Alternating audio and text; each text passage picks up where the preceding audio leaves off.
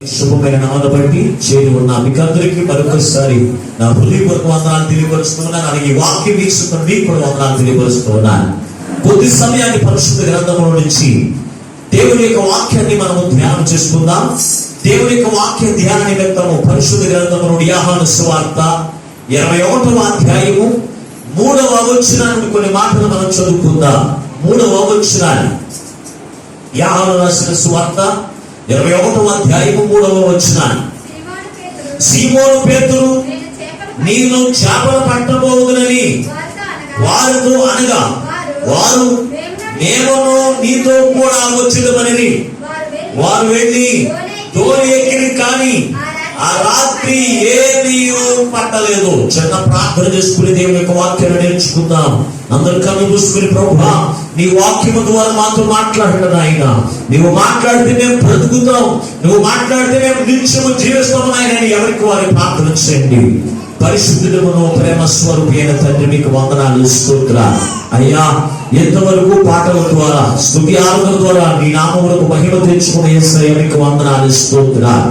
నీ కొద్ది మాటలు మేము ధ్యానం చేస్తూ ఉండగా మీ పక్షముగా నీ దాసుని స్థిరము చోటును మరుగుపరిచి ఎడత్రాత్మ శక్తి చేత అభిషేకించి బలపరిచి నీ దాసుని నోట నీ మాట ఉంచి మాతో సూటిగా మాట్లాడుచు ఉండగా వెనగలుగు చెవి గ్రహించగల మనస్సు లోబడి అనుసరించి నడిచే మనసు అయ్యా మాకు అందరికి అనుగ్రహింపజేసి నీ రాకడకు ఆయుధపరచుమని అతి త్వరలో పెళ్లి కుమారుడుగా రానయ్యున్నా యేసు సర్వాధికారి అయిన నాడు ప్రార్థించి వెళ్ళుకొనుచున్నాము పరమ తండ్రి ఆమేన్. ప్రభునందు అత్యంత ప్రియమైనటువంటి దేవుని బిడ్డలారా, ఈ చదవబడిన వాక్య భాగాన్ని బట్టి మనం ఆలోచన చేస్తే యేసు ప్రభు వారి యొక్క ప్రత్యక్షతను ఆయన పునరుద్ధారణ లేచిన తర్వాత ఆయన ఎవరి దగ్గర ఎలాగో ప్రత్యక్షత జరిగింది అనేటువంటి దేవుని యొక్క ప్రత్యక్షతను మనము ధ్యానం చేస్తూ ఉన్నాం. మొట్టమొదటిగా మరియా దగ్గర మొట్టమొదటిగా ప్రత్యక్షత, రెండోది ఎమ్మాయి గ్రామంలో ఉన్న ఇద్దరు శిష్యులకు ప్రత్యక్షత, మూడవది మనం చూసినప్పుడు శిష్యులైన వారికి ఎన్నిసార్లు ప్రత్యక్షత జరిగిందంటే 3 సార్లు ప్రత్యక్షత. ఇది 3వసారి. ఈ రోజున 3వసారి ధ్యానం చేస్తున్నా. ఒకటి, శిష్యులు తోమా లేనటువంటి సమయంలో ఒక గదిలో కూర్చుని ఉండగా దేవుని యొక్క ప్రత్యక్షత శిష్యులైన వారికి జరిగింది. తర్వాత తోమా వారితో కలిసి ఉన్నప్పుడు 2వ ప్రత్యక్షత జరిగింది. 3వ ప్రత్యక్షత శిష్యులైన వారికి ఇక్కడ జరుగుతూ ఉంది. ఎందుకు ఈ శిష్యులైన వారికి పదే శిష్యులైన వారికి ఆయన ప్రత్యక్షత జరిగిస్తూ ఉన్నాడు అంటే గనక మనం ఆలోచన చేస్తే దేవుని చేత ఏర్పరచుకున్న వారిని, దేవుని చేత ఆయన పని చేయించుకోవాలనుకున్నటువంటి వారిని ఎన్నిసార్లు దేవుని నుంచి తొలగిపోతూ ఉన్నప్పటికీ, దేవుని యొక్క వాక్యమును నమ్మకుండా ఆయన విశ్వాసం ఉంచుకోకుండా తిరుగుతూ ఉన్నప్పటికీ వారిని దేవుడు మాత్రం విడిచిపెట్టండి.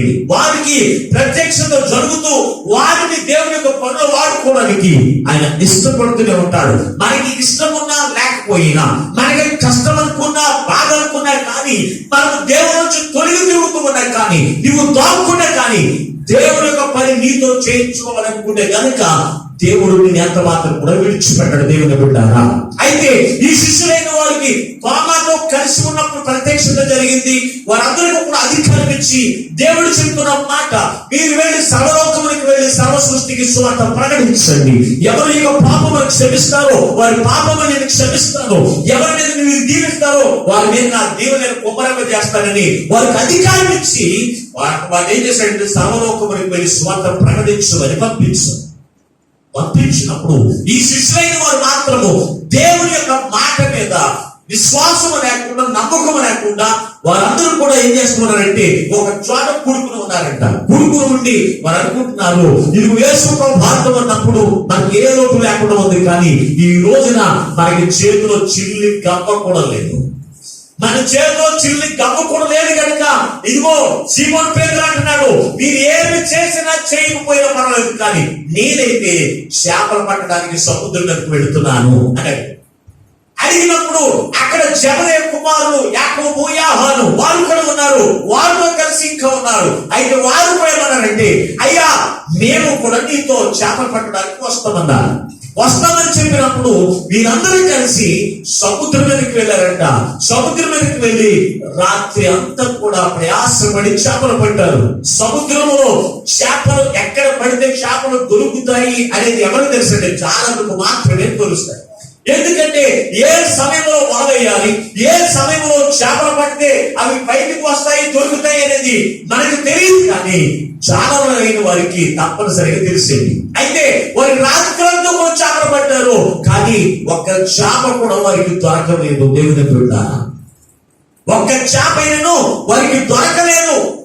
కనుక ఈ రోజున దేవుడు మనతో మాట్లాడుచున్న అంశము, వాక్య అంశం ఏమేమిటంటే దేవుని శ్రమ లేకుండా మనం ఏది కూడా పొందుకోలేము. ఈ రోజున వాక్య అంశము ఏమేమిటంటే దేవుని యొక్క శ్రమ లేకుండా, దేవుని యొక్క అనుమతి లేకుండా, దేవుని యొక్క ఉద్దేశం లేకుండా మనుషులు మనం ఎంత ప్రయాసపడినా, మనం ఎంత కష్టపడినా దానివల్ల మనకి ప్రయోజనమేమీ ఉండదు అనేటువంటి అంశాన్ని ఈ రోజున దేవుని యొక్క వాక్యం నుంచి కొన్ని మాటలు మనము ధ్యానం చేద్దాం. ప్రభువును దేవుని బిడ్డారా, ఇక్కడ చదవబడిన యొక్క వాక్య భాగములు చూసినప్పుడు వారు మాట్లాడుతున్న మాట, ఇదిగో మేము చేపల పట్టుటకు మేము వెళుతూ ఉన్నాము. మరొక చదవడం కూడా వచ్చినని సీమోను పేతురు నేను చేపలు పట్టబోదునని వారితో అనగా వారు మేము నీతో కూడా వచ్చుదమనేవి.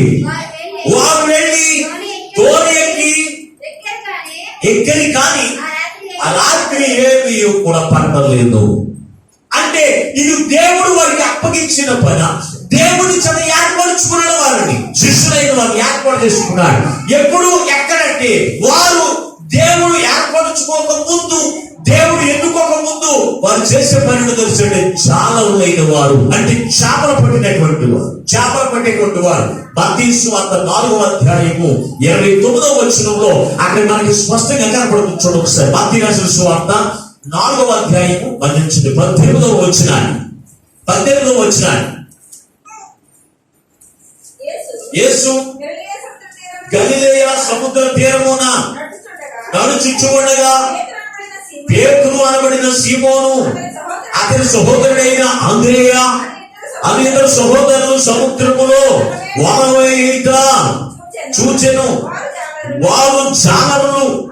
ఆయన నా వెంబడి రండి, నేను మిమ్మల్ని మనుషులు పట్టు జాలరులుగా చేతునని వారితో చెప్పాను. వీరింతకు ముందు చేపలు పట్టేటువంటి వారే అయినప్పటికీ కూడా యేసు ప్రభువు దాటైన తర్వాత, లేచిన తర్వాత వారు చేపలు పడుతూ ఉంటే ఒక్క చేప కూడా దొరకట్లేదు. అంటే చేపలు పట్టడం రాదా అంటే వచ్చి చేపలు పట్టడం వచ్చు, వల ఎలాగేయాలో తెలుసు.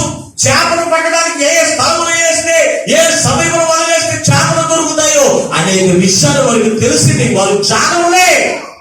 చేపలు పట్టడం రాని వారికి కాదు. చేపలు పట్టడం రాని వారు వల వేస్తే చేపల వారికి దొరకబెట్టి వల ఎలా విస్తారో వారికి తెలియదు. అయితే ఏ సమయంలో వేస్తే ఆ చేపలు దొరుకుతాయో చేపలు పట్టలేటువంటి వారికి తెలియదండి. అందుకు వారికి దొరకవు. కానీ వీరు దొరకకుండా ఉండడానికి గల కారణం ఏమిటో తెలుసండి, వారు ఇంతకు ముందు జాలరులైన వారు. యేసు ప్రభువు వారు ఎన్నుకున్నప్పుడు వారు జాలరులు, అంటే చేపలు పట్టేటువంటి వారు. వారు సముద్రం మీద చేపలు పడుతుండగా వారిని యేసయ్య చూసి వారిని పిలిచాడంట, ఇదిగో మీరు నన్ను వెంబడించండి, నేను మిమ్మల్ని మనుషులను పట్టు జాలరులుగా చేస్తాను. మాట్లాడరా? ఆయన ఏమన్నాడు? మిమ్మల్ని మనుషులు పట్టు జాలరులుగా నేను చేస్తాను అంటే శిక్షణ ఇస్తానన్నాడు దేవుని బిడ్డలారా. అందుకే యేసు ప్రభువు వారు వారిని ఎన్నుకున్న తర్వాత 3.5 సంవత్సరములు మనుషుల దగ్గర దేవుని యొక్క సువార్త ఎలాగో ప్రకటించాలి, దేవుని నామములో ఎలాగో ప్రార్థన చేయాలి, ఇతరులైన వారు దేవునికి ఆశీర్వాదం పొందుకోవడానికి వారు ఉండవలసిన అర్హత ఏంటి, వారికి ఎలా తెలియపరచాలి అనేటువంటి శిక్షణ ఈ శిష్యులైన వారికి యేసయ్య ఇచ్చాడండి. శిక్షణ ఇచ్చాడు. ఇచ్చినప్పటికీ కూడా వీరు ఏం చేస్తున్నారని తెలుసా? వారు అప్పుడప్పుడు కూడా దేవుని యొక్క పని విడిచిపెట్టి వారి యొక్క పనిని ఏం చేస్తున్నారు తెలుసంటే మరలా వెతుకుంటున్నారు. మిమ్మల్ని మనుషులు పట్టు జాలరులుగా చేస్తారు అని చెప్పిన తర్వాత వారు చేసిన పని తెలుసా? తర్వాత వచ్చిన మేము రాయబడి ఉంది, వారు తమ వలలో విడిచి ఆయనను వెంబడించి. ఏం విడిచిపెట్టారు? దేవుని చేత కొనబడినటువంటి శిష్యులైన వారు, దేవుని చేత ఏర్పరచబడిన వారు, మనుషులు పట్టేటువంటి జానమని చేస్తానన్న యేసయ్య ఎప్పుడైతే వారిని పిలిచాడో వారు చేసిన పని తెలుసండి, తమ పొలంలో విడిచిపెట్టి యేసయ్యను వెంబడించారు. కొంతకాలం అయింది, బాగానే ఉంది.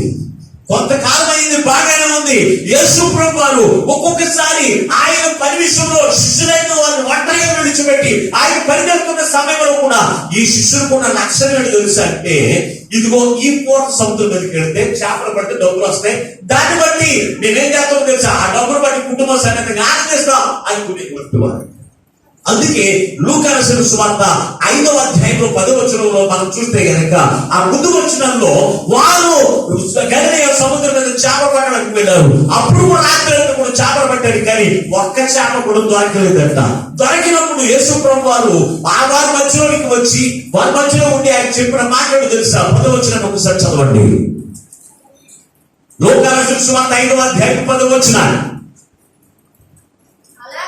అలాగునా సీమోనుతో కూడా లూకా రాసిన సువార్త 5వ అధ్యాయం 10వ వచనం చదువు. జబదయి కుమారులకు యాకోబును యోహానును విస్మయముందిరి. అందుకు యేసు భయపడకండి, ఇప్పటి నుండి నీవు మనుషులను పట్టువాడివై. ఏమన్నాడండి? ఇక నుంచి నువ్వు ఎవరు పట్టువాడు? మనుషులను పట్టు. భయపడద్దు. దేనికి భయపడద్దు? నేను నీ కుటుంబాన్ని పోషించుకోవడానికి, నీ కుటుంబ అవసరం తీర్చుకోవడానికి, నీ కుటుంబ సమేతంగా నువ్వు ఆనందించడానికి నువ్వు దేనికి భయపడకో. నువ్వు చేయవలసిన పని నేను నీకు ఒక పని ఇస్తున్నాను. ఏమిటైనా పని, నేను ఒక పని నీకు నేర్పుతున్నాను. ఏమిటైనా పని అంటే చేపలు పట్టే నిన్ను మనుషులను పట్టేటువంటి వారిని నేను చేస్తానని వారిని ఏం చేస్తారో తెలుసు అంటే, మనుషులను ఎలాగ పట్టుకోవాలి, ఎలాగ దేవునికి నడిపించాలి, దేవుని యొక్క రక్షణ వరవరికి ఎలా నడిపించాలి అనేటువంటి శిక్షణ వారికి ఇచ్చేమన్నాడు తెలుసా. మీరు వెళ్ళి భయపడకండి, మనుషులు పట్టే వారిగా మీరు ఉండండి అన్నాడు. మనుషులు పట్టుకొని వెళ్ళి మీరు దేనికి భయపడవద్దు అని వారికి చెబుతూ ఉన్నప్పుడు వారికి భయం ఏంటి? దేవుడు ఆయన చెప్పాడు, మీరు సర్వలోకమునకు వెళ్ళి సువార్త ప్రకటించండి, ఇది అనేకులను దేవునికి నడిపించండి, రక్షణ మార్గంలో నడిపించండి అని చెప్పినప్పుడు మీరు కుటుంబ పోషణ గురించి పనినిచ్చిన దేవుడు, ఉద్యోగం ఇచ్చిన దేవుడు కుటుంబాన్ని పోషించుకోడా? పని ఇచ్చిన వాడే, పని చెప్పిన వాడే ఆ కుటుంబానికి ఏది అవసరమో తీర్చేటువంటి దేవుడు కాదంటే తీరుస్తాడండి. కానీ వారు అటువంటి ఆయన మీద విశ్వాసం ఉంచకుండా, ఆయన మీద నమ్మకం ఉంచకుండా దేవుడు వారికి అప్పగించిన పనిని పక్కన పెట్టారు, విడిచిపెట్టలేదండి. పక్కన పెట్టి వారు పని చేసుకుంటున్నారు. వారికి వారే కుటుంబాన్ని పోషించుకోవాలని, వారికి వారే కుటుంబాన్ని అంతా కూడా ఆనందకరమైన వస్త్రాలు వారు పొందుకోవాలని తమ స్వశక్తి మీద ఆధారపడడానికి వారు ఇష్టపడుతూ ఉన్నారు. దేవుని బిడ్డ, ఈ రోజున మన యొక్క జీవితంలో కూడా దేవుడు నువ్వు ఎక్కడెక్కడో తిరుగుతున్నావు, నీవు నిక్కర్లు వేసుకుని తిరుగుతున్న నిన్ను, గోచి పెట్టుకుని తిరుగుతున్న నిన్ను దేవుడి చేత ఏర్పాటు చేసుకున్న తర్వాత ప్యాంటో షర్ట్ వేసుకునేటట్టు చేశాడు. అలాగే నిక్కర్లు గోచి పెట్టుకుని తిరుగుతున్న నిన్ను అంగిలి వేసుకున్నట్టుగా చేసేయడానికి ఆయన సమర్థులు దేవుడు పిలుచుకున్నటువంటి వారు. దానికి మనం ఆశ్చర్యపడాల్సిన లేదు. ఈ సీమోను పేతురు ఆ శిష్యులైన వారు జానరులు ఎలా ఉంటారు? సముద్రం మీద కావచ్చు, చెరువుల్లో కావచ్చు, వారు ప్యాంటు షర్ట్ వేసుకుంటారండి, ఉంటారండి, గోచీలు పెట్టుకుంటారండి. అటువంటి ఈ శిష్యులైన వారిని దేవుడు వారిని ఏం చేశాడో తెలుసా? దేవుడి చేత ఏర్పరచబడిన తర్వాత ఒక శ్రేష్టమైన జీవితాన్ని, ఒక అందమైన జీవితాన్ని వారు అనుగ్రహించి వారి సమృద్ధిలో వారిని నడిపిస్తూ ఉంటే వారు ఏం చేస్తారో తెలుసా? మరలా వారి స్వశక్తి మీద ఆధారపడేటువంటి వారిగా ఉన్నారు. ఈ రోజున శిష్యులైన వారే కాదు, దేవుడు నిన్ను నన్ను కూడా ఏర్పాటు చేసుకుంటే ఎందుకో తెలుసా? దేవుడు నీకు ఒక పనిని అప్పగించాడు. దేవుడిని స్తుతించాలి, దేవుని మహిమపరచాలి, ఆయన ఆనందింపచేయాలి. అదొక పని. విశ్వాసులకే కావచ్చు, దైవజనులకే కావచ్చు, ఎవరికైనా సరే. మరి దేవుడు నీకు ఇచ్చిన పనిని నువ్వు నిర్వర్తిస్తున్నావా? నువ్వు చేయగలుగుతూ ఉన్నావా? ఆ పనిని పక్కన పెట్టి వేసి, అయ్యో నేను ఈ పూట ఇదిగో కూలితో చేసుకుంటే డబ్బులు వస్తాయి, దాన్ని బట్టి నేను కుటుంబాన్ని పోషించుకుంటానని నీ స్వశక్తి మీద ఆధారపడేటువంటి వారిగా నీవు ఉన్నావా? అని ఈ రోజున నీకు నీవే పరిశీలించుకోవాలి దేవుని బిడ్డ. అయితే ఈ శిష్యులైన వారంట రాత్రి అంతా కూడా చేపలు పట్టారంట. అక్కడ వేశారు, ఇక్కడ వేశారు, రాత్రి అంతా కూడా చేపలు పట్టడానికి వలలు వేశారు, కానీ ఒక్క చేప కూడా వారికి పట్టలేదు. ఒక్క చేప కూడా దొరకలేదు. కారణం ఏంటి అంటే దేవుని యొక్క పనిని, దేవుడు వారికి అప్పగించిన పనిని పక్కన పెట్టి వేసి వారి పని చేసుకుంటున్నారు. దాని వల్ల ఫలితం ఏంటో తెలుసు అంటే శూన్యమే. దాని వల్ల ఫలితము శూన్యమే. ఈ రోజున దేవుడు నీకు అప్పగించిన పనిని కూడా నీవు పక్కన పెట్టి వేసి నువ్వు లోకంలోనికి వెళ్ళి నువ్వు పని చేసుకుంటే 500 వస్తాయి అనుకుంటున్నావేమో, లేకపోతే నువ్వు లోకంలోనికి వెళ్తే లేకపోతే 1000 రూపాయలు వస్తాయి అనుకుంటున్నావేమో. దాని యొక్క ఫలితము కూడా శూన్యమే. అదే వారము నీకు బలహీనత రావచ్చు, నీకు అనారోగ్యం రావచ్చు. ఆ 1000 రూపాయలు పోయిన తర్వాత నువ్వేం చేయాలి తెలుసా? నేను పోయిన వారములో నేను దేవుని సన్నిధిలో దేవుని మీద ఆధారపడకుండా నా స్వశక్తి మీద నేను ఆధారపడ్డాను, అందుకే నేను నష్టపోయాను అనే ఆలోచన మనకు రావాలి. మరి వస్తుందా? అసలు అటువంటి మనకు అసలు ఆలోచన రావండి. ఎన్ని డబ్బులు పోయినా పర్వాలేదు, ఎన్ని డబ్బులు పోయినా పర్వాలేదు, ఎంత నష్టం వచ్చినా ఎంత బలహీనత వచ్చినా, ఇదిగో నేను దేవుని సన్నిధిని నిర్లక్ష్యం చేయడం ద్వారా, దేవుడు నాకు అప్పగించిన పని నేను విడిచిపెట్టి నా పని చేసుకోవడం ద్వారా నాకు ఈ నష్టం వచ్చింది, ఫలితం ఏమీ దక్కలేదు అనే ఆలోచన ఈ రోజున దేవుని బిడ్డలైన వారికి వస్తుందండి. వస్తే కనుక ఎప్పుడు దేవుడు అప్పగించిన పనిని నిర్లక్ష్యం చేయరు. దేవుడు అప్పగించిన పనిని పక్కన పెట్టివేసి మన పనులు చేసుకునేటువంటి వారుగా మనం ఉండవండి. అందుకే ఈ శిష్యులైన వారు రాశారండి మాట, దేవుడు బిడ్డ, రాత్రంతయు శ్రమ పడినా రాలేదు ప్రభు జయము, రహదారులు వెదకుటను రాధాయను ప్రతిఫలము, రక్షించు నీ సిలువా రమణీయములను రతనాలను వెదకుటను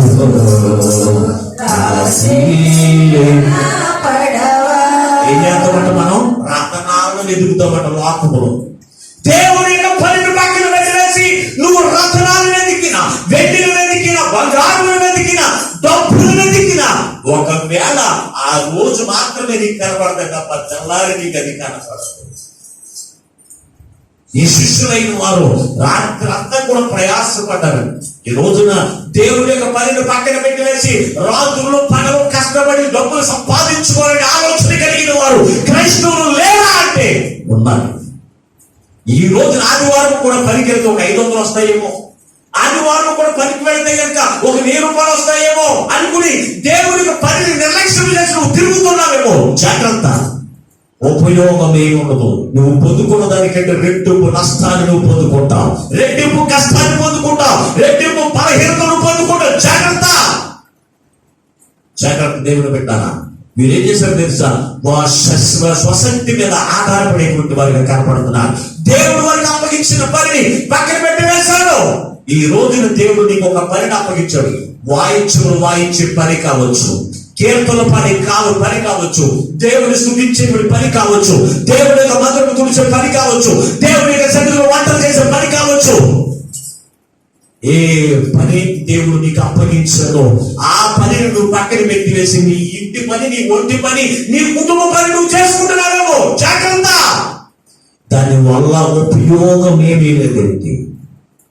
దేవుడి మీద ఆధారపడకుండా, దేవుడి యొక్క శక్తి మీద ఆధారపడకుండా, దేవుడి యొక్క మాట లేకుండా నీకు నీవే ఎంత సంపాదించుకున్నావని చూసినా చిల్లు వేసినట్టుగానే కనపడుతుంది. ఏమీ కనపడదు, సిల్లు సంచి కనపడుతుంది చివరికి. చాలా మంది రాత్రులు పగలు నేను కష్టపడతానండి, ఒక్క రూపాయి కూడా ఇంట్లో ఉండట్లేదు. ఎలా ఉండదండి? దేవుని యొక్క అనుమతి లేకుండా, దేవునికి సహాయం లేకుండా, ఆయన మీద ఆధారపడకుండా, ఆయన ఇచ్చిన పని నువ్వు పక్కన పెట్టి నువ్వు తిరుగుతూ ఉంటే నీ జీవితంలో ఏది ఇప్పుడు కనపడదు. ఒకవేళ కనపడుతున్నట్టుగానే కనపడుతుంది, కానీ దానికన్నా రెట్టింపు ఒకేసారి పోతే అప్పుడు కూడా నీవు దేవుని జ్ఞాపకం చేసుకోకపోతే ఉపయోగం లేదు. నేను చెప్తాను, ఈ శిష్యులైన వారు మొట్టమొదటి చేసిన పని తెలుసంటే,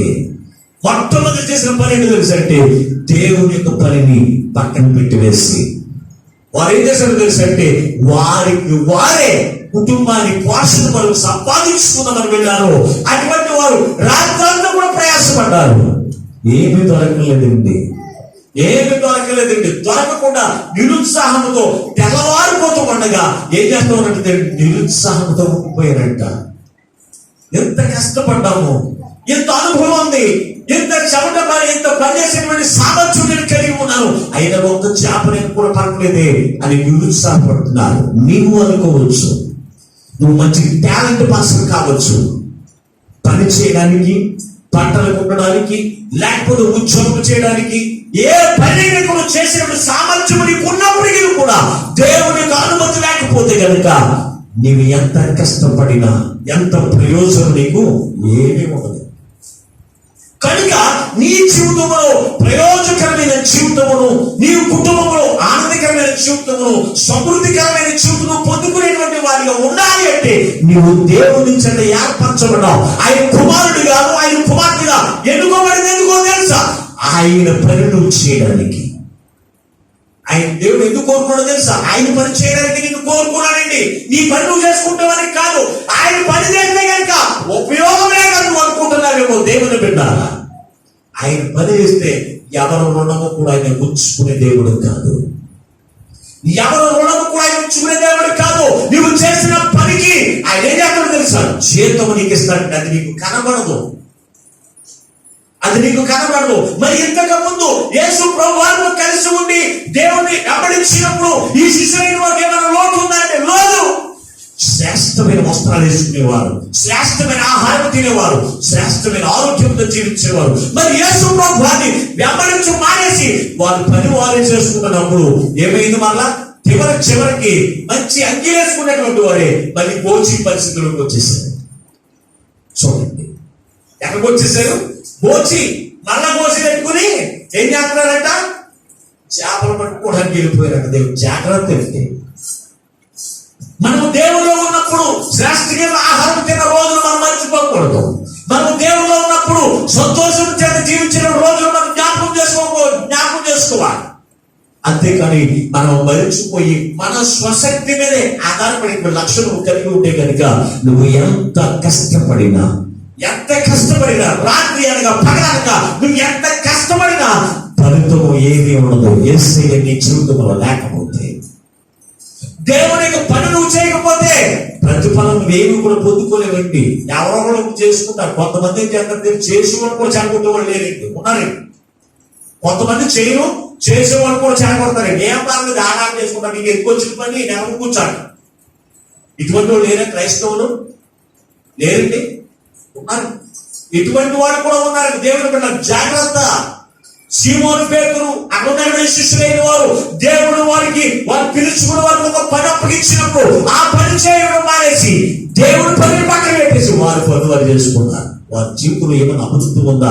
ఏదైనా పొందుకున్నారు అంటే ఏది లేదండి. రాత్రంతా ప్రయాసపడ్డాము కానీ ఒక్క చేప అయినను మాకు దొరకలేదు. చూడండి, మొట్టమొదటి లక్షణం వారు ఉన్నది తెలుసంటే యేసయ్య పనిని నిర్లక్ష్యం చేశారు. యేసయ్య పనిని నిర్లక్ష్యం చేసి తన స్వశక్తి మీద మాకు నేనే సంపాదించుకోగలం, దేవుడికి సహాయం మాకు అవసరం లేదు అనుకుని వారు చేశారు. అందువల్ల ఉపయోగం లేదు. ఒకవేళ నీవు అనుకుంటావేమో దేవుడికి ఆశీర్వాదం లేకపోయినా పర్వాలేదు, నాకు ఆరోగ్యం ఉంది, నాకు జ్ఞానం ఉంది, నాకు ఉద్యోగం ఉంది, నాకు టాలెంట్ ఉంది అని నువ్వు అనుకుంటున్నావేమో. జాగ్రత్త. దేవుడి యొక్క అనుమతి లేకపోతే నువ్వు ఎటువంటి టాలెంట్ పర్సన్ అయినప్పటికీ కూడా నీకు ఉపయోగమే ఉండదండి. చైతన్య ఏంటి ఏడుస్తున్నా?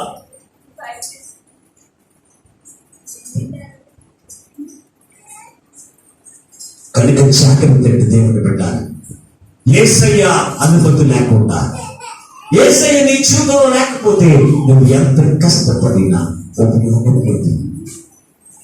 దేవుని యొక్క అనుమతి లేకపోతే ఎంత మాత్రం కూడా ఉపయోగం లేదండి. దేవుని బిడ్డ, ఎంత మాత్రం ఉపయోగం లేదు. మొట్టమొదటిగా దేవుని పనిని పక్కన పెట్టారు, వారికి సొంత పని చేసుకున్నారు, దానివల్ల ఉపయోగము లేదు.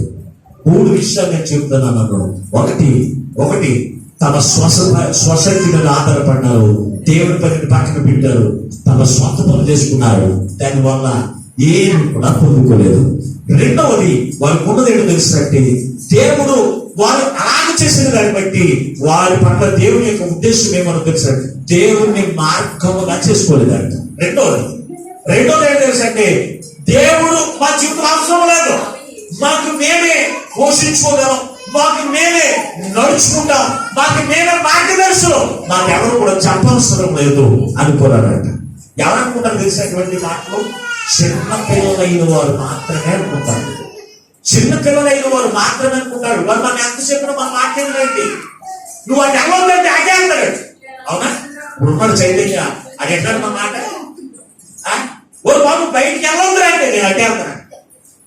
ఇది చిన్న పిల్లలకు ఉన్న లక్షణం అండి. అందుకే ఈ శిష్యులైన వారిని దేవుడు ఏమని పిలుస్తున్నాడో తెలుసా? చదువు ఒకసారి 5వ వచనాన్ని, యోహాను సువార్త 21వ అధ్యాయం మూయొద్దు మీరు, 5వ వచనాన్ని చదువుతున్నాను.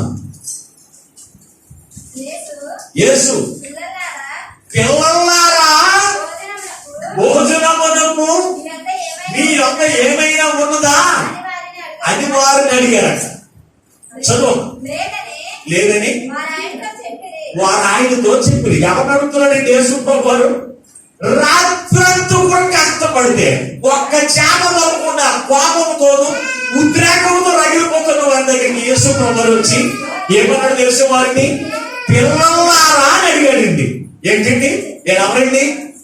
సీమోను పేతురు, ఆంద్రేయ, యోహాను గారు, వీళ్ళందరూ పిల్లలండి, చిన్నపిల్లల. కానీ దేవుని దృష్టిలో వారు ఏమైనా తెలుసా అంటే పిల్లలే.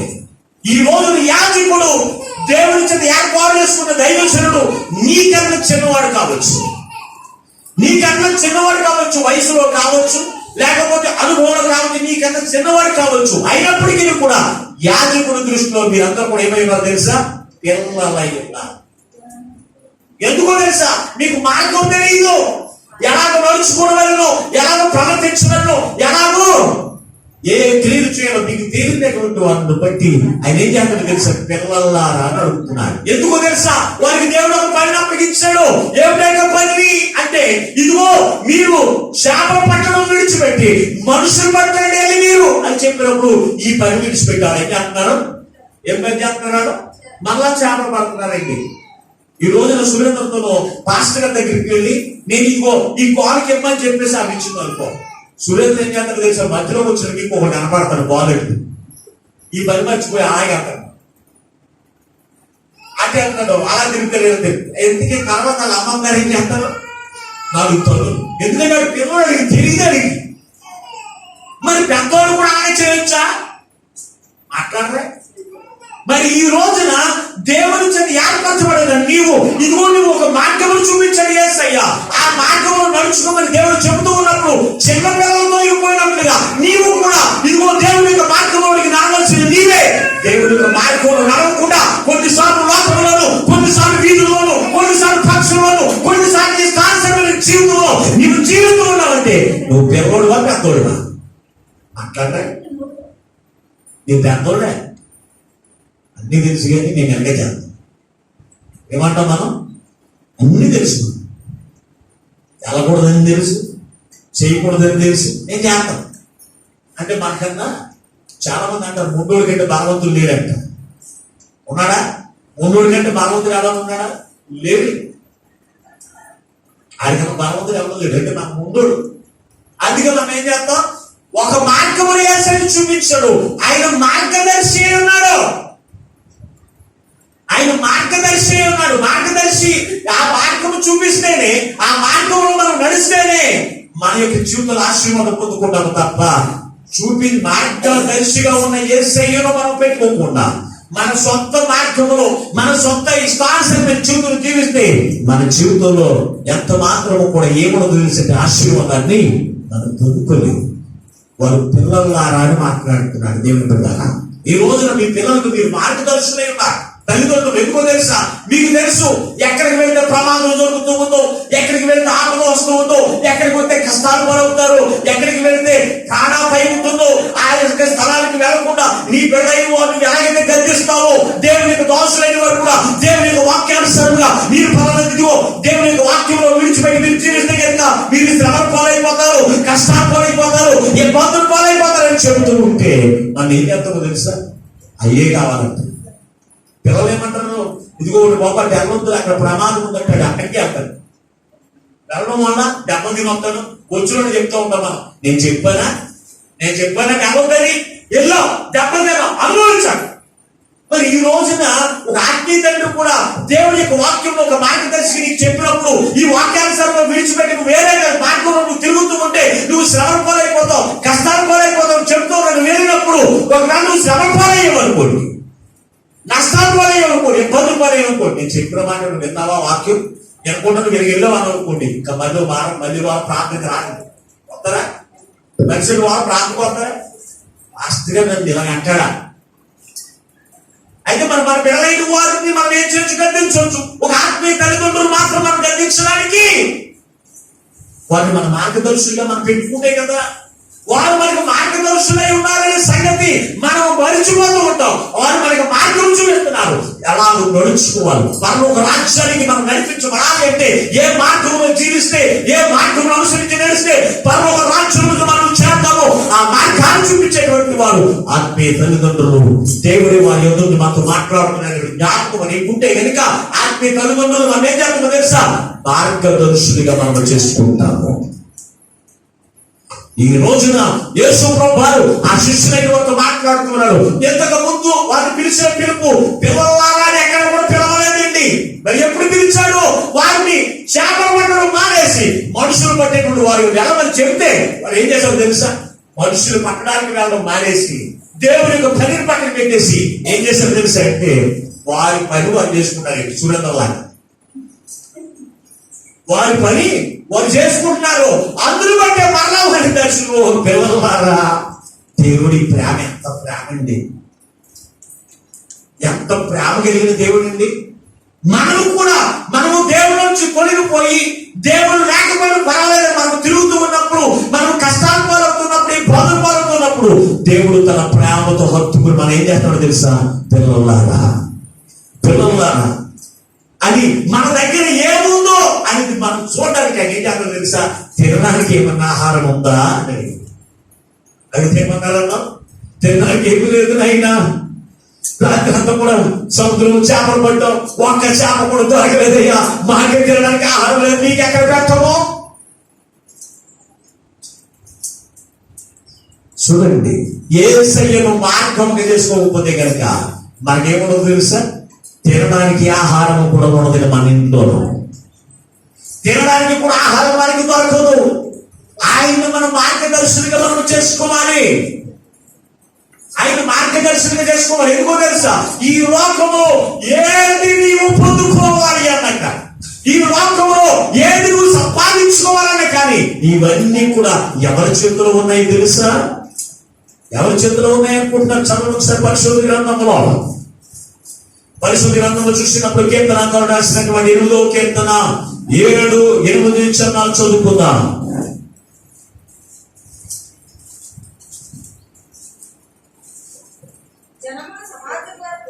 జనములు సమాజములు కూడి నేను చుట్టుకున్నప్పుడు 8వ వచనం చదవండి. 8వ కీర్తన 8వ వచనం. సముద్ర మార్గములో సంచరించు వాటిని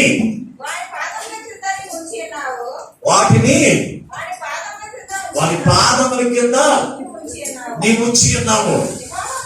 యెహోవా ప్రభువా, దేవుని నామం ఎంత ప్రభావం కలిగింది. సముద్రం కింద ఉన్న జలచరములన్నీ కూడా ఎవరి దగ్గర ఉన్నాయి తెలుసా? దేవుని దగ్గర ఉన్నాయి. అది దేవుని దగ్గర ఉన్నాయి. సముద్రం కింద ఉన్నవే కావచ్చు, భూమి మీద ఉన్న ఆకాశ నక్షత్రమే కావచ్చు, ఏదైనప్పటికీ కూడా ఇవన్నీ కూడా ఎవరి వశంలో ఉన్నాయనుకుంటున్నారు? దేవుని వశంలో ఉన్నాయంట. చదువు ఒకసారి యెషయా గ్రంథంలోకి రండి. ఒకసారి యెషయా గ్రంథము 40వ అధ్యాయము 26వ వచనం చదువుకుందాం. యెషయా గ్రంథం 40వ అధ్యాయం 26వ వచనాన్ని.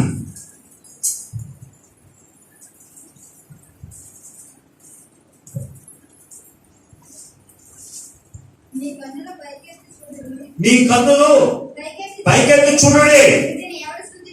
వీటిని ఎవరు సూచించాను? వీటి లెక్క చొప్పున వీటి సమూహములను బయలుదేర చేసి వీటన్నిటికీ పేర్లు పెట్టి, ఎవరంట? వాడే కదా తన అగ్ని శక్తి చెందను, అధిక శక్తి చెందను,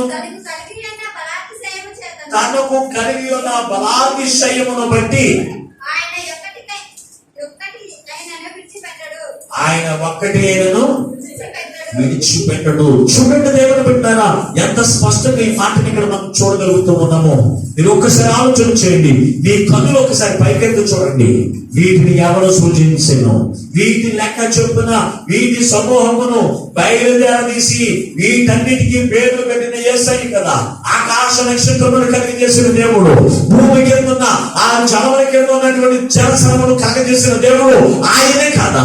ఆయన ఎవరికి భూమి ఉన్నవి కావచ్చు, భూమి కింద ఉన్నవి కావచ్చు, ఆకాశంలో ఉన్న నక్షత్రములే కావచ్చు, ఇవన్నీ కూడా కలిగజేసిన ఎవరు తెలుసండి? దేవుడు కాదండి. మరి ఆయన ఎవరికి ఏదిస్తే అది మాత్రమే వారు పొందుకుంటారు. దేవుని వాక్కులు ఉన్నవన్నీ కూడా ఆయనవే. ఆయనమైతే ఆయన ఇస్తేనే మనం పొందుకున్నాం తప్ప మనం సంపాదించుకుందామంటే ఎక్కడి నుంచి కూడా మనకి రాదండి. అవి మన దగ్గర ఉండవు. ఒకవేళ అనుకోవచ్చు, నేను కష్టపడి సంపాదించే, అది నీ దగ్గర ఉంటే కదా. నువ్వు బతుకున్న కాలంలో అది నీ దగ్గర చూడ వెళ్ళిపోతూ ఉంటుంది. కనుక మరి ఎవరినాడు కానీ అన్ని కలిగి ఉన్న యేసయ్య అనుమతి మనకి కావాలి. యేసయ్య మార్గమును మనం ఎంచుకునేటువంటి వారిగా ఉండాలి. ఆయన్ని మనం మార్గదర్శిగా చేసుకోవాలి. ఆయన ఏ మాట చెప్తే ఆ మాట చెప్పని మనం జీవించినప్పుడు, ఎలాగ నడుచుకోమంటే అలాగ నడుచుకున్నప్పుడు, ఎలాగ ప్రవర్తించమంటే అలాగ ప్రవర్తించినప్పుడు, ఎలాగ మాట్లాడాలి అంటే అలాగ నువ్వు మాట్లాడినప్పుడు దేవుడు నీ జీవితంలో ఆశీర్వాదమును కుమ్మరింపజేసేటువంటి వాడిగా కనపడుతున్నాడు. అయితే ఈ శిష్యులైన వాళ్ళు అనుకున్నారు, దేవుడు అనుకుంటే అవసరం లేదు, మాకు నేనే సంపాదించుకోదాం అనుకున్నాను. కానీ వారికి మార్గదర్శిని అవసరం లేదనుకున్నారు. మార్గం చూపించేవాడు ఒకడు ఉండాలి. వారి ఎవరు తెలిసి ఈ రోజున లోకంలో దేవుడు మార్గదర్శనం ఎవరు పెట్టో తెలిసి దైవజనుని ఏర్పాటు చేశాడు. దైవజనులు నీకు ఒక మార్గం చూపిస్తున్నారు, చక్కని మార్గం. ఈ మార్గమును మీరు అనుసరించి నడిచిన ఎడల ఈ దీవెనలన్నీ మీకు ప్రాప్తించును, కుమ్మరించబడు అని దేవుడు ఒక మార్గం చూపించినప్పుడు ఆ మార్గ దర్శి చెప్పిన మాట చెప్పు నువ్వు జీవిస్తున్నావా? మాట్లాడరు. అందుకే కానాను వివాహంలో యేసు ప్రభువు ఉన్నప్పుడు అక్కడ ద్రాక్ష రసం అయిపోయిన తర్వాత వాళ్ళందరూ కూడా లబోదివ్వమంటున్నప్పుడు యేసు తల్లి అయిన మరియ దగ్గరికి వచ్చి, అమ్మా ద్రాక్ష రసం అయిపోయింది, ఏంటి పరిస్థితి, ఇప్పుడు అవమానించబడాలి, మేమందరం కూడా ఎలాగూ అని చెప్పి వాళ్ళందరూ ఆలోచన చేస్తే అని చెప్పిన పని తెలుసా? ఆయన మీతో చెప్పినది చేయండి అంటే యేసు ప్రభువు ఏమైనా తెలుసా? ఒక మార్గదర్శి ఉన్నాడు. ఆయన చెప్పింది నువ్వు చేసినప్పుడు నీవు అద్భుతాలు చూస్తావు. మరి ఈ రోజు దేవుడు నీతో చెప్పింది నువ్వు చేస్తున్నావా? దేవుడు నేను ఎలాగ నడుచుకోమంటున్నాడు అలాగ నువ్వు నడుచుకుంటున్నావా? అద్భుతాలు చూడాలి, ఆశ్చర్య కార్యములు చూడాలి అంటే గనక ఎలాగ మాట్లాడమంటున్నాడు అలాగ నువ్వు మాట్లాడుతున్నావా? ఆలోచన చేయండి. ప్రియమైనటువంటి దేవుని బిడ్డ, మాకు మార్గదర్శి అక్కర్లేదండి. మాకు తెలిసిందన్నీ. ఏం తెలుసు నీకు? అటువంటి వారు లేరంటే ఉన్నారండి. మాస్టర్ గారు మాకు చెప్పక్కర్లేదు, అన్ని మాకు తెలుసు అనుకునేవారు లేరంటే ఉన్నారండి. అలాగే శిష్యులైన వారు ఇదిగో యేసు ప్రభువు మాట అక్కర్లేదు, మాకు తెలుసు, మాకు ఏం చేయాలో మాకు తెలుసు, చేపలు అలాగే పట్టాలో తెలుసు, మా కుటుంబాన్ని ఎలా పోషించుకోవాలో తెలుసు అనుకున్నారు. వారు రాత్రంతా ప్రయాసపడ్డారు. ఉపయోగం లేదేంటి? ఉపయోగమే లేదు. ఆయన మార్గదర్శిగా చేసుకున్నప్పుడు నపుంసకురాధిపతి ఐపిఓ దేశానికి ప్రధానమంత్రి అయినటువంటి కందకే మంత్రి కింద ఉన్నటువంటి నపుంసకురాధిపతి, అతనికి చదువు రాదా, అధికారం లేదా, లేకపోతే అంతస్తు లేవా, అన్ని ఉన్నప్పటికీ కూడా అతనికి మార్గం తెలుసా? ఎలాగ నడుచుకోవడమో, ఎలాగ జీవించవలనో, ఎలాగ పరలోక రాజ్యం చేర్చవలనో ఆ మార్గం అతనికి తెలియదండి. అందుకే దేవాది దేవుడే యేసయ్యే ఏం చేస్తాడు తెలుసా? పలానా వ్యక్తి నపుంసకుల అధిపతి, అతడు మార్గము తెలియక చూస్తున్నాడు. అతను బైబిల్ చదువుతున్నాడు కానీ అతనికి అర్థము కావట్లేదు. మార్గదర్శి అవసరం అతనికి. నువ్వు అతని దగ్గరికి వెళ్ళినప్పుడు వెంటనే పిలుపు తన ఆత్మ చేత పరుగున రథంతో సమానంగా పరిగెత్తుకున్నప్పుడు ఆ నపుంసకుల అధిపతి మాట్లాడుతున్నాడు, అయ్యా నువ్వు చదువుతున్నది నీకు అర్థమవుతుందా?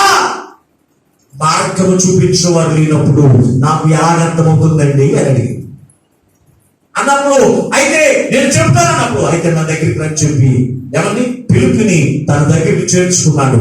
యెషయా గ్రంథాన్ని వివరించిన వెంటనే దేవుని యొక్క మార్గాన్ని తెలుసుకున్నాడు. అయ్యా రక్షణ పొందడానికి నేను సిద్ధంగా ఉన్నాను.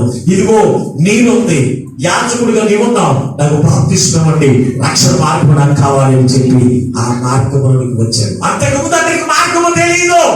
మార్గము చూపించేవాడు ప్రతి వాడికి అవసరమై ఉన్నారు. దేవుని బిడ్డ, మనం అనుకుంటూ ఉంటాం పాస్టర్ గారితో పని లేదు, పాస్టర్ గారు చెప్పినట్టే మనం చేయాలా, పాస్టర్ గారు ప్రార్థన చేస్తే మనకు జరగదా, మార్గదర్శనం మనకు అవసరం లేదు. మనం చాలా తెలివైన వాడు, అవునా లేదా? మనం చాలా తెలివైన వాడు. నాకు వచ్చు ప్రార్థన, పరమ సహోదరికి ప్రార్థన వచ్చు. అన్నగారు ఎక్కడ ఉన్నారు? అన్నగారు బాగా ప్రార్థన చేస్తారు, కన్నీరు జాబ్ తీసి రండి. ఇక యాజకుడితో పని ఏముండదు మనకి. లేదా ఇటువంటి వారు క్రైస్తవులు, ఎందుకంటే అన్నగారికి ఇది కోరిక అవసరం లేదు. అవునా? ఆవిడ ప్రార్థన చేస్తే అదే ప్రార్థన పాస్టర్ గారు చేయాలని అనుకుంటాము. కానీ దేవుడు ఏర్పాటు చేసిన దైవజనుడు నీకు ఒక మార్గదర్శిగా దేవుడు ఏర్పాటు చేశాడు. ఆయన చెప్పినట్టు నువ్వు చేస్తే నువ్వు అద్భుతములు చూస్తావు. ఆయన చెప్పినట్టు నువ్వు నడుచుకుంటే దేవుని యొక్క మహిమ కార్యాలు చూస్తావు. అది ఆలోచన ఈ రోజున క్రైస్తవులకి చాలా మందికి ఉండట్లేదు. జాగ్రత్త. వారి జీవితంలో అద్భుతం చూడకుండా ఉండడానికి కారణం తెలుసండి, యేసయ్యను మార్గదర్శిగా వారు చేసుకోలేదు. ఈ రోజున నీకు ఒక మార్గదర్శి నీకు కావాలి. నువ్వు ఎలా నడుచుకుంటే దీవించబడతావు, ఎలా నడుచుకుంటే పరలోక రాజ్యంలోకి చేర్చబడతావు. ఆయన ఇప్పుడు మార్గదర్శి నీకున్నాడా? ఉన్నటువంటి వాడిని నీవు మార్గదర్శిగా నువ్వు చేసుకుంటున్నావా లేదా? ఈ రోజున ప్రశ్న వేసుకుంటే ఎవరికి వారి ఏదైనా పని చేయాలంటే దైవజనుడు రావాలి. దైవజనుడు వచ్చి, అయ్యా ఇదిగో నేను పలానా పని చేయనుకుంటున్నానయ్యా, ఏం చేయాలి అని ఏం చేయాలి? దైవజనుడి యొక్క సలహా తీసుకుని మన ముందుకు వెళ్ళాలి. దైవజనుడి యొక్క సెలవు తీసుకుని పని ప్రారంభిస్తే అది జరగని పని, నీకు అసాధ్యమైన పని కూడా దేవుడు నీకు సాధ్యం చేసి నీకు ఇస్తాం.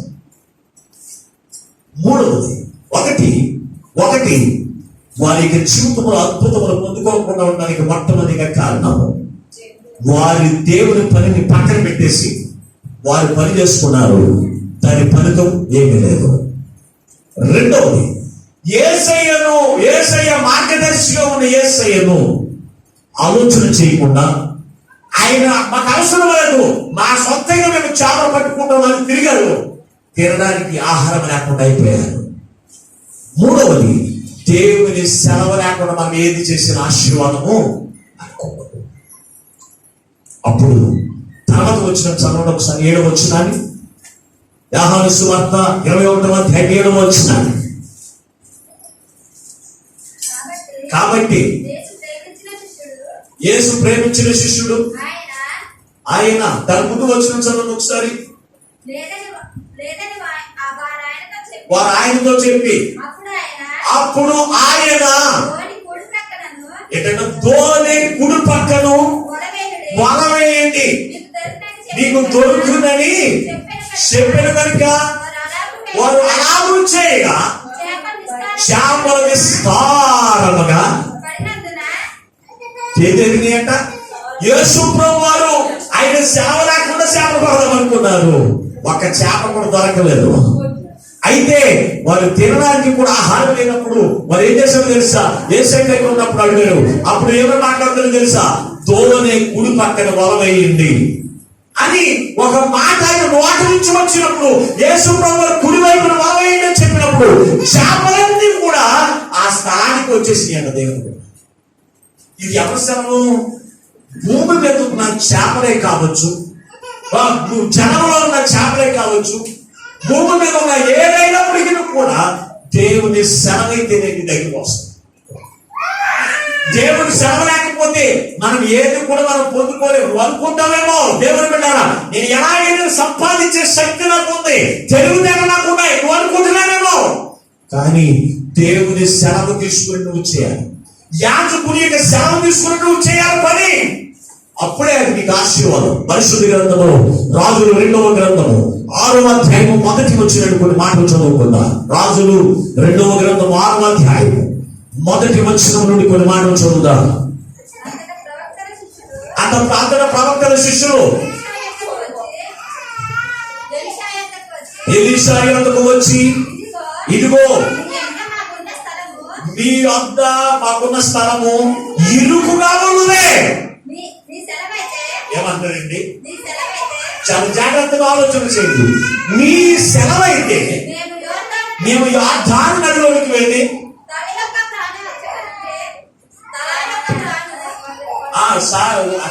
రాజులు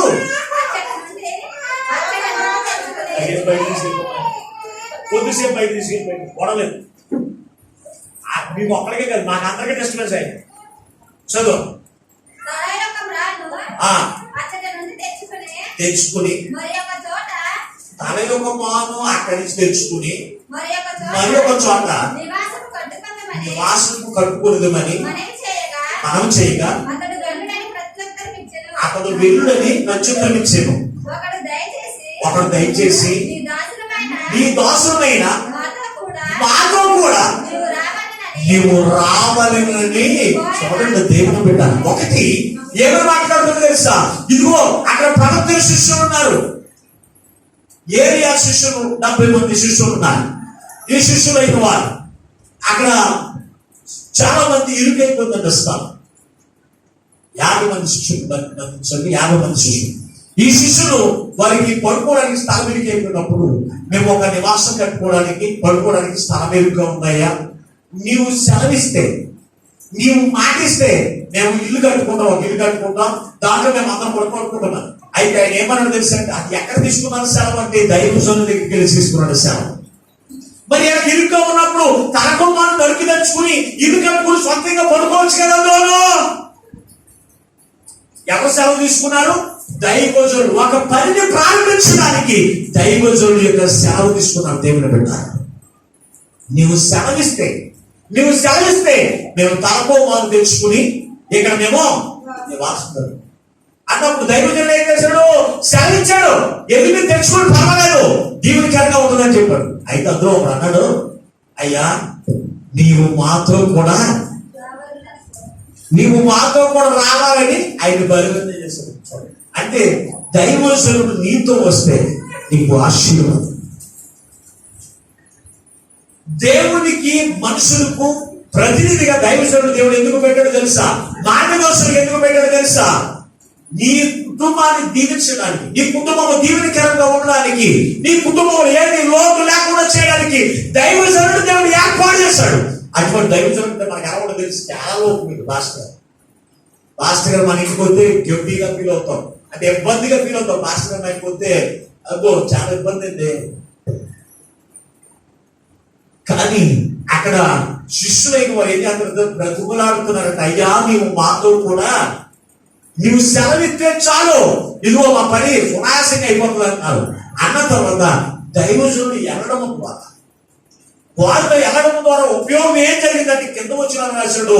వారంటే యోర్దాను దగ్గరికి వెళ్ళి ఆ కట్టెలు నరుకుతూ ఉండగా ఆ గొడ్డలి ఊడిపోయి ఆ నదిలో పడింది, సముద్రంలో పడింది. నది ఏంటి? మన గోదావరి నదిలో ఏదైనా పడితే దొరుకుతుందమ్మా. అది ఇంచుమించుగా 300 అడుగులు 400 అడుగులు లోతు ఉంటుంది. అది పైకి రావడానికి ఎంత కష్టం ఉన్నది. దొరికితే పొట్టలు ఊడిపోయి గడ్డో పడిపోయి బయటికి రావాలంటే ఎలా వస్తుంది? అది సాధ్యమేనా? కాదు. చదువు కింద చదువున్న వాక్యాన్ని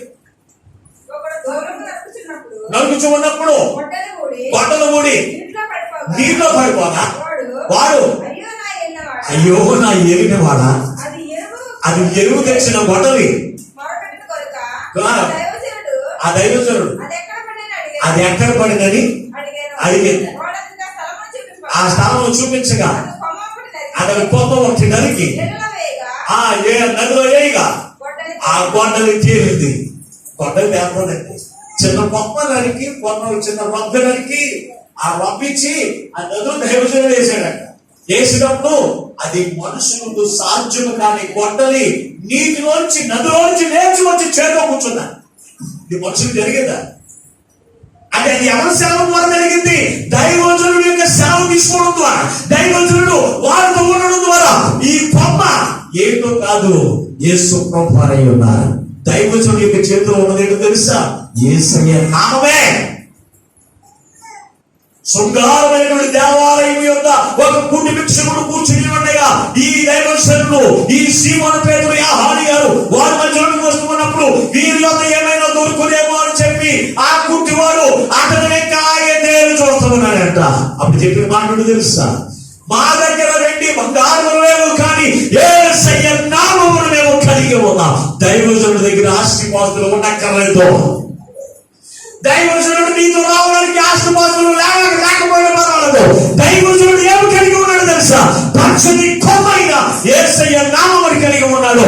అందుకే ఆ గొడ్డలి నీటిలో పడినటువంటి గొడ్డలి ఏం చేసిందో తెలుసా? లేచి వచ్చి ఎవరి చేతిలో నుంచి జారిందో వాడి చేతిలోకి వచ్చి కూర్చున్నాడు.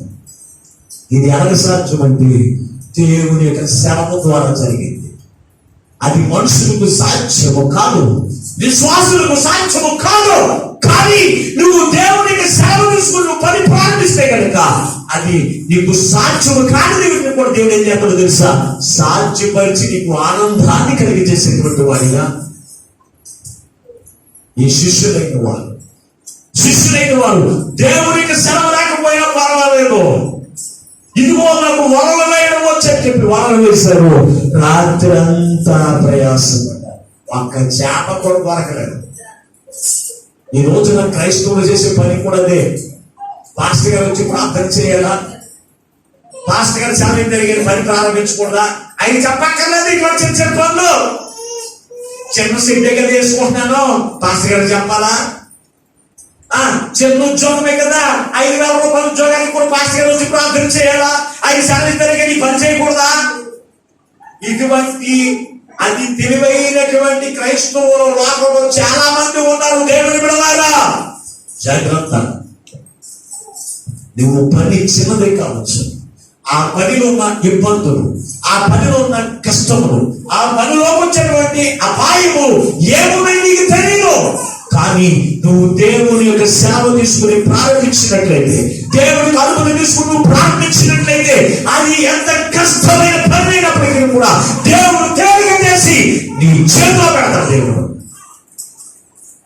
కొండని అదేమన్నా వెన్నుముక్క, నీటిలో పడి పైకి వచ్చేయడానికి కొండని వెన్నుముక్క, ఎనప ముక్కని అది బరువైనది అయినప్పుడు ఇది కూడా అది ఏ బరువైనప్పటికీ కూడా ఎంత లోతులో ఉన్నదానైనా సరే యేసయ్య నామము పేరు చెప్తే ఆ లోతులో నుంచి వచ్చి నీ చేతిలో కూర్చోబెట్టినట్టుగా ధన్యత ఎవరి నామమును బట్టి జరుగుతుంది తెలుసంటే యేసయ్య నామమును బట్టి. అందుకే దేవుని అనుమతి లేకుండా, సెలవు లేకుండా ప్రయాసపడ్డారు. ఒక చేప కూడా దొరకనప్పటికీ యేసయ్యకు ఎంతో వేదన వచ్చింది. ఈ రోజున క్రైస్తవులైన మీరు, దేవుని యొక్క కుమార్తెలు అనబడిన మీరు దేవునికి సేవ తీసుకోకుండా ఏ పని ప్రారంభించినా మీరు ఇబ్బందులు వారు కాకుండా ఉండినట్లు, కష్టాలు వారు కాకుండా ఉండినట్లు దేవుడు అందుకు ఈ రోజు మీతో మాట్లాడుతున్నారు. దేవుని యొక్క అనుమతి తీసుకుని మనం ప్రారంభించాలి పని అడుగుతున్నాడు. వారి దేవుని అనుమతి కోరకుండా వారి ప్రయత్నం చేశారు, కానీ ఏది ఉపయోగమైనప్పుడు మరలా ఏం చేశారు తెలుసా? అప్పుడు యేసయ్య చెప్తూ ఉన్నాడు, ఆయన సెలవు ఇచ్చాడు. అప్పుడు వరకు సెలవు ఇవ్వలేదు. ఆయన అడగకపోయినా, ఆయన సెలవు కోరుకోకపోయినా, కానీ ఆయనకు వారి మీద ఉన్న ప్రేమ ఎటువంటిదో తెలుసా? ఈ రోజున చాలా మంది గృహానికి వచ్చే కొన్ని కష్టాలు ఉండవచ్చు, ఇబ్బందులు ఉండవచ్చు, లేకపోతే అవసరంతో ఉండవచ్చు. ప్రార్థన చేయమన్న మాట రాత్రి కొంతమందికి నోటాట. ఒకవేళ వెళ్ళిపోతున్నాయి కానీ, దైవతోడు వెళ్ళిపోతున్నాయి కానీ సరేనండి చీకటి పడిపోతుందండి, వెళ్ళిపోతాయి. చీకటి పడిపోతున్న ఆట నువ్వు చెప్తే నీకు పాస్టర్ గారు తెలియదా? పాస్టర్ గారు కొళ్ళు లేవా, కయ్యం తెలవదా, ఆగలేవరా? దేవుడికి అందుకు ఎందుకు పంపించాడు తెలుసా? నీ కుటుంబాన్ని దీవించడానికే. కానీ మనం ఏం చేస్తామో తెలుసా? పాస్టర్ గారికి శాపం కోరినట్లుగా మనం మాట్లాడతాం. మనకున్న లోపల అసూయ వేరు, నాకున్నదే అసలు. కానీ వారి కోరుకోకపోయినా ఈయన ఏం చేశారు తెలుసా?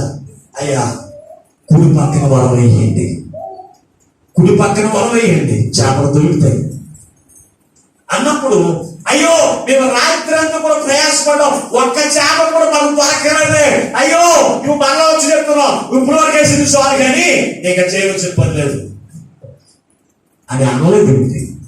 అనుకుంటా ఏమన్నాను తెలుసా? అయ్యా రాత్రి అంతా కూడా మేము ప్రయాసపడ్డాము, కానీ ఇప్పుడు నీ మాట చెప్పినమేమో వలవేస్తాం. వలవేసినప్పుడు ఎన్ని చేపలు పడ్డాయంట? 153 పెద్ద చేపలు. చిన్న పరిగెలు కాదండి, చిన్న పరిగెలు పడలేదండి. ఏం పడ్డాయి? విస్తారమైన చేపలు, పెద్ద చేపలు, 150 చేపలు వలలో పడితే వల వస్తుంది పైకి. లాగలేక పక్కన ఉన్న దోని వారితో పిలుచుకున్నారు, అయ్యా మా యొక్కకు వచ్చి సాయించే. ఎంత దీవెన ఎలాగొచ్చిందో తెలుసంటే దేవుని సెలవు ద్వారా చూడగలిగిన ఈ రోజున అటువంటి దీవెన నీవు పొందుకోవడానికి అనేక మంది పరిచారకులు పిలుచుకునే అంతస్తు నీ జీవితంలో రావాలి అని యేసయ్య ఈ రోజు నీతో మాట్లాడుతున్నాడు. ఎప్పుడో తెలుసా? దేవునికి సెలవు తీసుకుని పని ప్రారంభించు, దేవునికి సెలవు తీసుకుని నీ ప్రయాణాన్ని నువ్వు కొనసాగించు.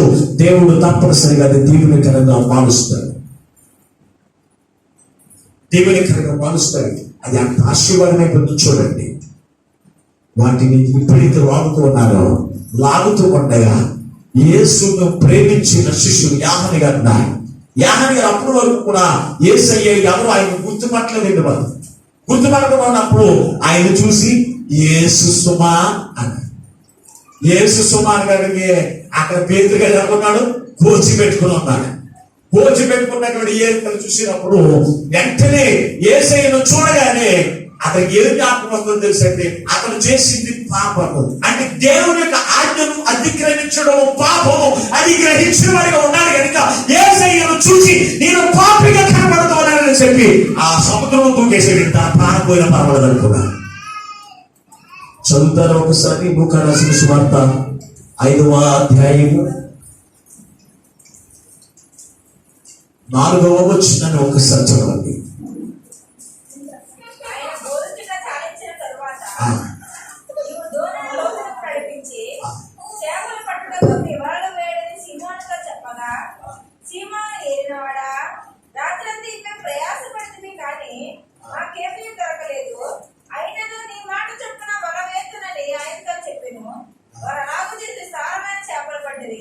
అందుచేత వారి వారు మిగిలిపోవచ్చుండగా వారు వేరొక దోణిలో ఉన్న తమ పారివారు తమ సహాయం చేయవలని వారు సంజ్ఞ చేసిరి.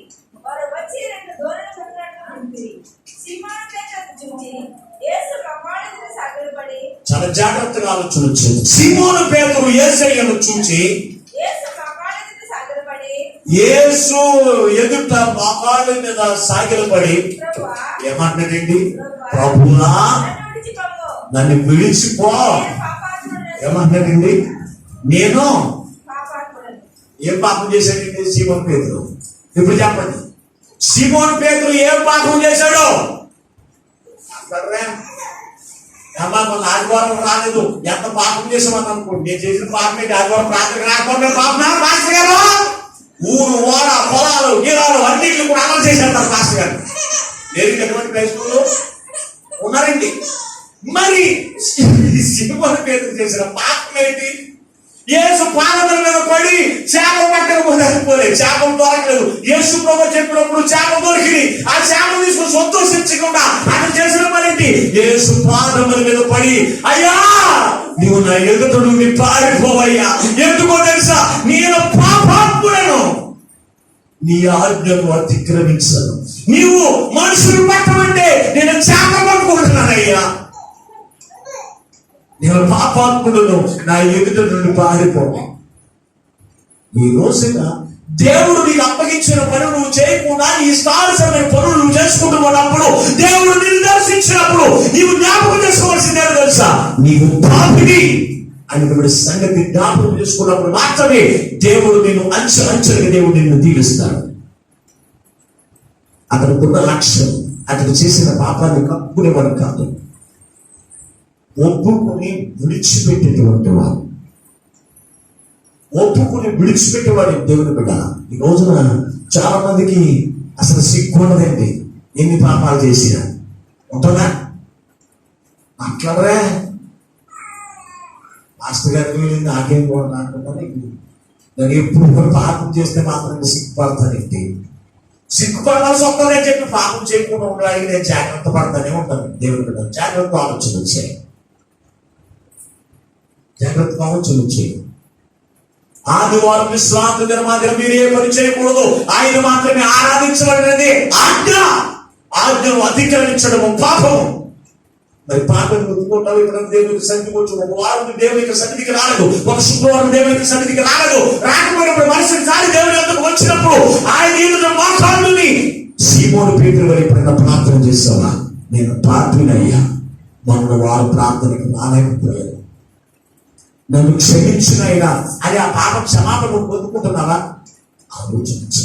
సీమోను పేతురు అయితే నాకు దొరుకుతున్నాయి కదా, చేపలు దొరికినాయి, ఆయన మాట చెప్పి నాకు దొరికినాయి కదా వాటిని చూసి సంతోషించట్లేదు.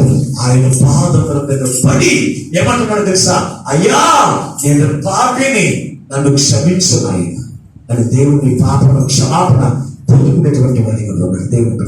ఈ రోజు నీ జీవితంలో విస్తారమైన దేవుని అనుగ్రహించడానికి యేసు ఈ రోజు మిమ్మల్ని దర్శించాడు. ఎప్పుడు తెలుసా? దేవుని యొక్క పనిని విడిచిపెట్టి నీ పని చేసుకున్నప్పుడు నువ్వు దీవించబడు. దేవుని పని నువ్వు చేసిన తర్వాత నీ పని చేసుకుంటే నీ పని దీవించబడుతుంది. దేవుని పనిని పక్కన పెట్టేసి నీ పని చేసుకుంటే అది దీవెనకరంగా ఉండదు. నీవు దేవుని పని చేయముందు తర్వాత నీ పని చేసుకో. ఆ పని చేసిన చేతులే నువ్వు దేవుని నీ పని చేసుకున్నప్పుడు అది దీవెనకరంగా మార్చబడుతుంది. రెండవది, దేవుని మార్గదర్శిగా మనం చేసుకోవాలి. మార్గదర్శి మనకు అవసరం. నేను ఏ పని చేయాలి, ఎలాగ నడుచుకోవాలి, పరలోక రాజ్యానికి నేను ఎలాగ వెళ్ళాలి అనేది మార్గదర్శి మనకు అవసరం. కనుక దైవజనుడు మనం ఏం చేయాలి?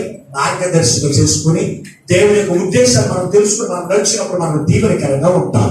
మూడవది, దేవుని యొక్క శ్రమను మనం తీసుకుని నడుచుకునేటువంటి వారిగా మనం ఉండాలి. దేవునికి అనుమతి తీసుకుని మనం పని ప్రారంభిస్తే అది కష్టమైన పని అయినా కానీ, నష్టమైనటువంటి పని అయినప్పటికీ కూడా, అవమానం తెచ్చినటువంటి పని అయినప్పటికీ కూడా అది దీవెనకరముగా మార్చడం. నాలుగు, పాప క్షమాపణ. మనం చేసిన ప్రతి పాపాన్ని దేవుని మీద మనం ఒప్పుకుంటే కనుక దేవుని తర్వాత మన కొరకు సిద్ధపరిచిన ఆశీర్వాదాన్ని మనకు స్వతంత్రించుకుంటాం. అందుకే యేసు ప్రభువు ఆ శిష్యులైన వారిని దర్శిస్తుంది ఏమన్నారు? పిల్లలారా అని పిలుస్తున్నాడు దేవుని బిడ్డ. ఆయన పిలుపు ఎంత ప్రేమగా చూడండి. పిల్లలారా అని ఎవరు పిలుస్తాడు తెలుసా? తండ్రి మాత్రమే పిలుస్తాడు. తండ్రి ప్రేమ కలిగిన దేవుడు, తండ్రి ప్రేమమయుడు. మనం ఎన్ని తప్పులు చేసినా, మన పిల్లలు ఎన్ని తప్పులు చేసినా కానీ మనం ఏం చేస్తాం? గద్దేస్తాం, మళ్ళా వారిని హత్తుకుంటాం. అలాగే మనం ఎన్ని తప్పులు చేసినా కానీ యేసయ్య మనం ఏం చేస్తాడో తెలుసా? హత్తుకుంటున్నాడు, కానీ మనం ద్వేషించట్లేదు. ఆయన పిల్లలుగా ఒప్పుకుంటున్నాడు, కానీ మీరు నా పిల్లలు కాదు, మీరు సాధారణ పిల్లలు, సాధారణ రోజుకి వెళ్ళిపోండి, నరకం వెళ్ళిపోండి అని తోసివేసేది దేవుడు కాదు. ఆయన మార్గదర్శిగా చేసుకుని నాకు ఇష్టానుసారముగా నువ్వు ఆలోచన చేసుకుని నడుచుకుంటూ ఉన్నప్పటికీ యేసయ్య మార్గం చూపిస్తూనే ఉన్నాడు. మార్గము తెలియమో జీవిస్తున్న ప్రధాన ఇదిగో నా మార్గంలో నడుచుకోండి. ఆయన మార్గము దర్శకుడు దైవజనుడు పెట్టాడు. ఆయన మార్గదర్శిగా చేసుకుని ఆయన సేవ చేత మనం ఏ పని ప్రారంభించడం దీవెనకరం ఉంటుందని మీరు జ్ఞాపకం చేసుకోవాలని మరొకసారి తెలియపరుస్తున్నాను. పాపం క్షమాపణ సీమోను పేతురు వారిని మనం పొందుకుని దేవుని యొక్క రెండొందల ఆశీర్వాదాన్ని పొందుకునే వారిగా ఉంచడానికి యేసు ప్రభువు నీ కొరకు నా కొరకు ప్రారంభపెట్టి ఆయన ఏం చేశాడు తెలుసా? నిన్ను నన్ను ఈ రోజున దర్శించాడు. దేవుడు దర్శించిన ఈ దర్శనాన్ని మనం మరిచిపోయే వారిగా కాదు, వీని విడిచిపెట్టే వారిగా కాదు, మనం నెమరవేసుకుంటూ ఆయన చెప్పినట్లు విడిచేది దేవునికి అద్భుత కార్యాలని చూడగలిగింది. అటువంటి కృప వాక్యం, ఈ వాక్యం మీకు అందరికీ అనుగ్రహించి ఆయనే మహిమ పొందును గాక. ఆమేన్. ప్రార్థన చేసుకుందాం. మమ్మలను శాశ్వతమైన ప్రేమతో ప్రేమించి మా కొరకు ప్రాణం పెట్టిన యేసయ్య మీకు వందనాలు స్తోత్రాలు. అయ్యా, ఈ పునరుద్ధాన దినమందు నీవే మా అందరితో మాట్లాడాలి. నీ విలువైన మాటలు తండ్రి. మేము నీ మహిమ కార్యాలు మేము చూడాలి అంటే, నీ అద్భుత కార్యాలు మేము చూడాలి అంటే అయ్యా అయ్యా నీ పని మేము చేసి మా పని చేసుకున్నది దీవెనకరంగా ఉంటుంది. నీ అనుమతి తీసుకుని మేము పని చేస్తే అది దీవెనకరంగా ఉంటుంది. నిన్ను మేము మార్గదర్శిగా చేసుకుని మేము పని చేసుకుంటే అది సమృద్ధి చేత నింపబడుతూ ఉంది. పాప క్షమాపణ మేము పొందుకుని మేము దీవించబడితే అది దీవెనకరంగా ఉంటుందని అయ్యా నీ శిష్యులైన వారిని దర్శించినట్లుగా ఈ రోజు మీ పిల్లలందరినీ కూడా మీరు దర్శించారు. వ్యక్తపడిన నీ మాటలో ఎంత మాత్రం కూడా వ్యర్థంగా విడిచిపెట్టకుండా వారి హృదయంలో నీరు కంటే తలపజేసి నీ రాకడకు వాయిద్యపరచాలి. ఆనాడు శిష్యులైన వారు నీ మహిమ కార్యములు చూసినట్లుగా నీ బిడ్డలందరూ కూడా మహిమ కార్యములు పొందుకుని కృపను గెలిపజేసి మీరు మహిమను పొందువాలి. అతి త్వరలో పెళ్లి కుమారుడిగా రానయ్యున్నా యేసు నామమున ప్రార్థించి వేడుకొనుచున్నాము పరమ తండ్రి, ఆమేన్. దేవుడు మిమ్మల్ని మీ కుటుంబాలను దీవించును గాక. ఆమేన్. మీకు అందరికీ వందనాలు.